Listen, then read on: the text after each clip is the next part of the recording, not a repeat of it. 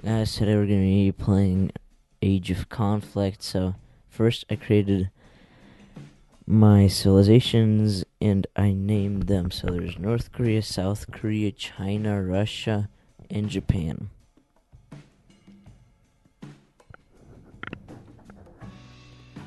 But even before I could finish naming them, North Korea died. Oh my god. And so far, every nation had its equal chances, but revolts were on and alliances were on. So it won't be your normal death match. And then Russia started invading China, and it completely invaded it. And then they both, so Russia and Japan, took out Korea's. So the last of the Koreas, South Korea, and then they just had a long war. And sorry for the freezes of the game, because my computer isn't that strong, and so some revolts started happening in both nations, but they were quickly destroyed. Armies, so that shows that there are a lot of armies trying to protect the nation from the revolt. And then they just went on, and their wars didn't really move that much. So they were in the south, they were fighting at about in between Japan and the tip of South Korea, and in the north they were fighting about around the north of Japan. And so this went on for a pretty long time, and no side seemed to be winning. But then a big chunk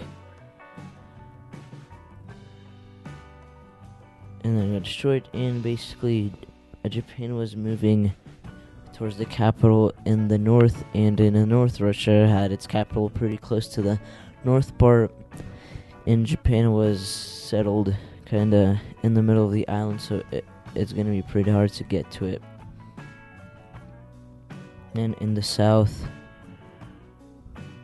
Russia started to get to Japan, but the revolts but Japan still managed to hold its ground, and in the north they were still fighting, but Japan was slowly getting to the continent, and soon enough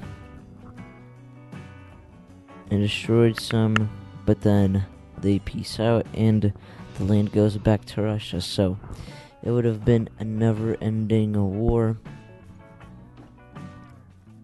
And then a revolt happened in Russia, and that didn't really benefit anybody when the revolt was crushed. But then another revolt happened, and that benefited Russia and the revolt. But then when Japan took over and settled the revolt, or destroyed the revolt, however you want to say, they both got more land, and so now Russia was dangerously close to the capital on the northern side and had about a third of Japan. And in the south, Japan was also doing pretty badly. But then got together, and first in the south and then in the north they started pushing the Russians back. I just named them because that's where in real life the countries are. So and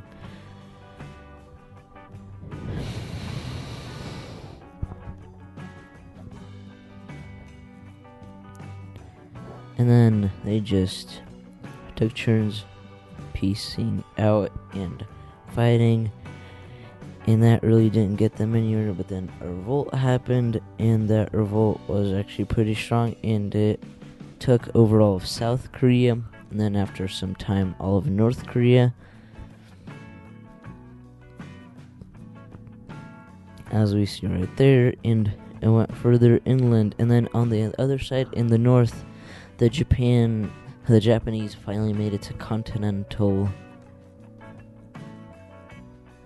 Asia, but they were pretty quickly crushed. And then Russia also moved the revolt out of the way and pushed them back to the North and South Korean border that is currently there, and then they killed him, and now both Japan and Russia benefited from that, and they got a ton of land, and then they resumed their never-ending wars. And then Japan got really close to the Russian capital, and after some time it even managed to kill the capital, but then Russia moved its capital further inland, and that would be really hard to get to now. But then a revolt happened, and Russia gained a lot of land from the north. That way, as we can see there, it's got like all of the northern island. And then, as we can see, Russia has about 10,000 gold, while Japan only had 3,000 now. Is quickly descending because they had so many wars and revolts to battle against, and they had to waste money on that. And Russia had a much larger arsenal and financing, so basically it was already a win for Russia. But you know, who knew maybe Russia would have a ton of revolts, because now its revolt percentage, so Japan has a 77% chance of revolt, and yeah, right there it did, so now it decreased. Russia had a bigger amount, or bigger percentage. And so Japan was really like shut down to that small piece, and Russia was totally like, it was very powerful, and it had like about 90% of the whole land of the entire map. And now it was just Russia versus Japan, but then another revolt happened, and it almost killed Japan, and all those revolts have weakened Japan, and so it's now at only 1,000 gold or wealth, while Russia has over 10,000, which leaves a big disadvantage. And now that Japan was surrounded on all sides, it really had no chance of winning, especially if the Russian capital was so far away. And so as the Russian troops moved in, they just surrounded the Japanese on all sides. And after a few piecing outs and then wars again, so they could transfer or like retransfer their troops to the battle lines.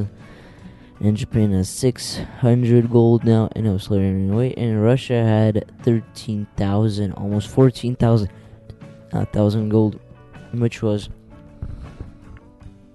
a lot bigger than what Japan had. And even though during the peace times it had some, but then it died, and that leaves Russia as our sole survivor, and therefore the winner of this map survival game. And it was the size, it was the biggest and the eldest, and it had the most money at 14 or even 15,000. Yeah. Basically, in this particular simulation of Japan and the coinciding, or like the areas, Russia would likely be the winner. Bye.